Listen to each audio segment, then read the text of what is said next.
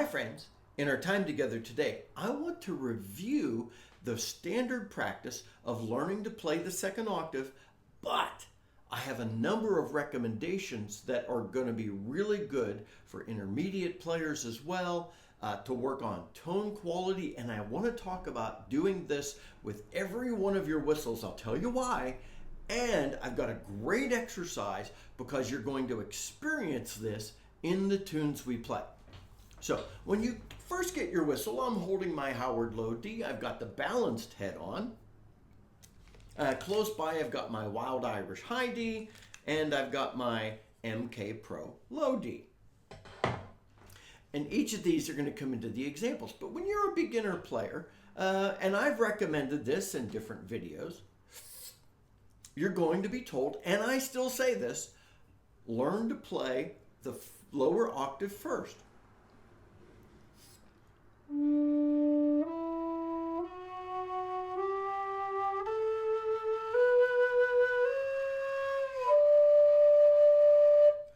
And this is going to be important for you during our conversation today. In the notes to this video, I'm going to put a link to the D whistle fingering chart, both octaves that I made.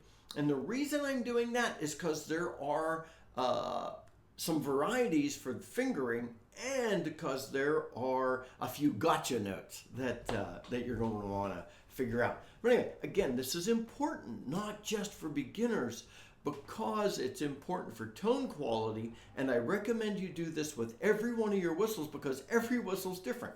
So the first thing is to learn to play the lower octave with good tone. I actually have a tuner open over here to my right on a little table. I'm going to play up the scale a little, paying attention. I'm just going to go a few notes up, paying attention to how close I am to center, or green, because that's the color that often shows.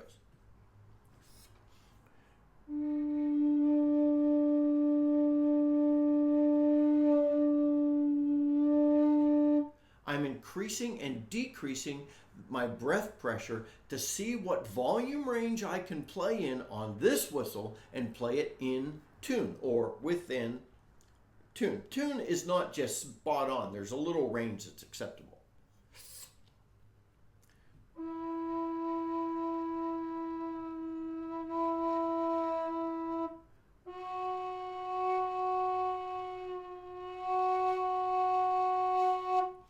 And interestingly, every note on your whistle is a little smidge different.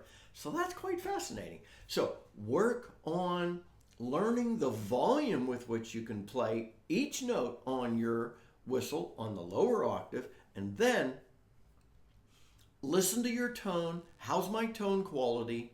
And not just am I in tune, how's the quality of my note? Hold the note and listen. Now here's how, and again, for beginners this is important. The intermediate players, I'll say why this adds value to you as well. For a beginner, the way you're going to learn to play the upper octave is you're going to simply slowly increase your breath pressure until you break into that second octave. I'll use the E as my first example.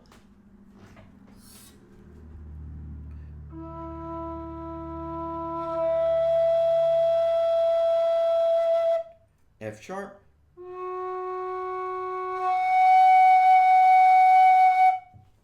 Practice this with each of your notes. Start at the bottom, and the reason I didn't start with the D is there are two ways you could play the second octave D.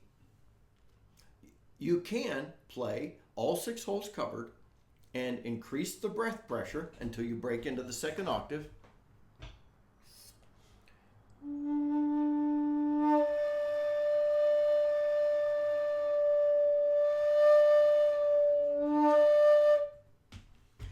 Notice how I was able to change my volume a little. The standard way of playing the second octave D is to release the index finger on your top hand.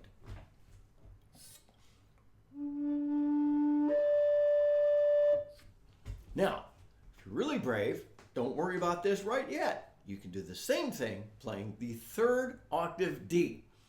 A lot of people will tell you don't worry about those last few notes in the second octave I say you're going to need them sometime, and you'll be a better musician if you learn to conquer every possible note on your whistle.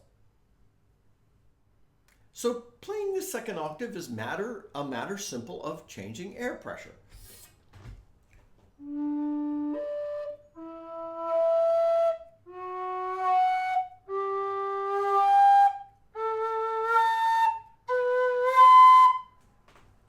I stopped on the B for a reason, because the C natural on the lower octave is, there are ranges. It could be the second and third hole covered. It could be the second hole. It could be the second, third, fourth, and sixth holes covered. This is on my fingering chart. And this is when you need a tuner out to see which works for your whistle. So you can't just play the second octave C natural and then push harder. It's just not really going to work that way. I'll try it, for example. Oh, it just squeaks. So the first option on the second octave C natural is to cover half of the first hole. There are a couple other options, and I've got them on the chart. Now, when you get to the C sharp, you can, that is no holes covered, and I like to stabilize the whistle with the little finger on my bottom hand, which is the primary reason I use a full piper's grip. That's a little harder. You'll find it easier, tons easier, if you cover holes 4, 5, and 6 with your bottom hand.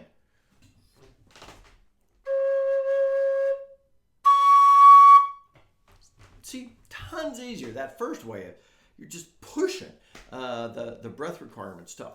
Anyway, practice from the bottom to the top of your whistle, mainly to learn tone quality in addition to hitting those second octave notes. And a lot of people say, I'm just dying trying to play the second octave, especially when I get past the second octave G. I say, patience, patience, patience with yourself, the process, and your whistle. Keep working.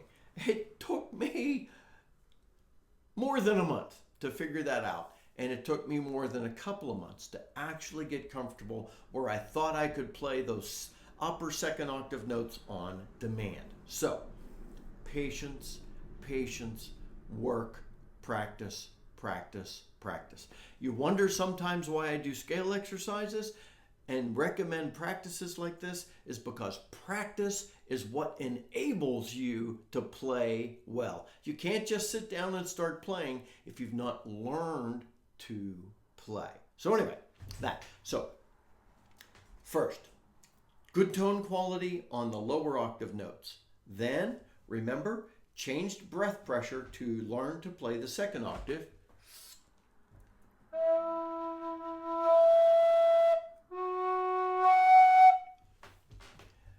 Pay attention to the volume with which you can play each note in good tone quality. Then, grab another whistle and try it again.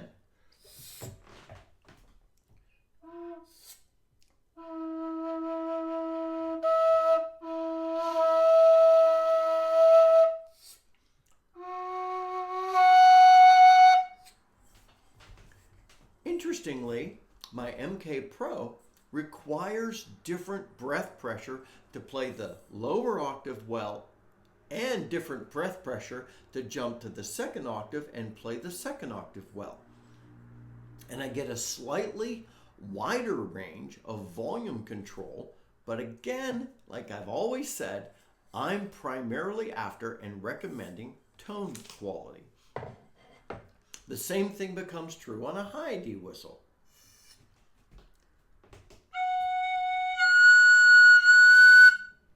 I had to really notice when I jumped to the F sharp, that's flat. I got to reopen the tuner here and see if I'm right.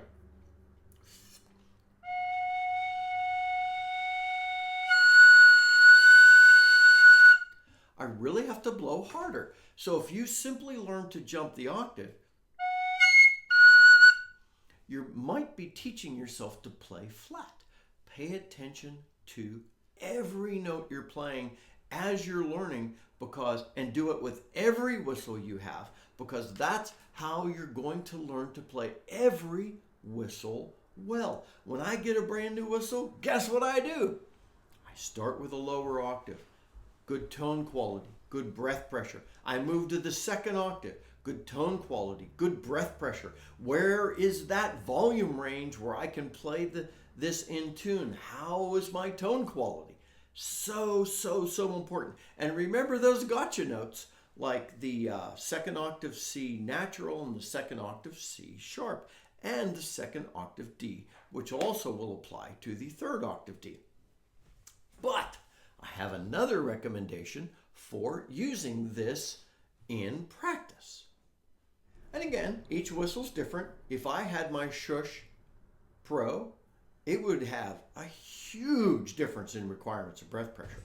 I'm going to use my Wild Irish to demonstrate the next practice, which is just, we'll call it scale or octave jumping. So that would be, instead of sliding up, it is just immediately stop and transition.